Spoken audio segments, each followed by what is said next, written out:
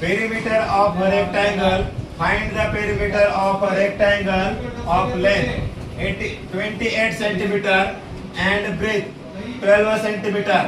Perimeter of a rectangle in bracket P is equal to 2. Length plus B. Length plus B. या ठिकाणी त्याचा formula आहे. या फॉर्म्युल्यानुसार आपल्याला या ठिकाणी हे करायचं आहे. तर मला सांगा लेंथ किती दिली आपल्याला 28. म्हणून या ठिकाणी आपल्याला 28 घ्यायचं आहे. त्यानंतर मला सांगा आपल्याला या ठिकाणी ब्रेथ काय दिलेली आहे 12 दिलेली आहे. बरोबर आहे की नाही. मला सांगा दोन्हींची ऍडिशन किती येणार आहे 28 आणि 12 किती 40. मग या ठिकाणी त्याची बेरीज ऍडिशन येणार आहे 40. बरोबर आहे की नाही 40 येणार आहे.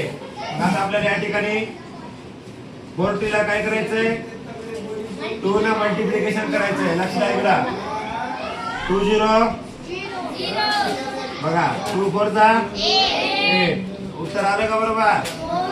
अशा पद्धतीने या ठिकाणी हे गणित होतं. एकदम सोप्या पद्धतीचं हे गणित होतं. ठीक आहे.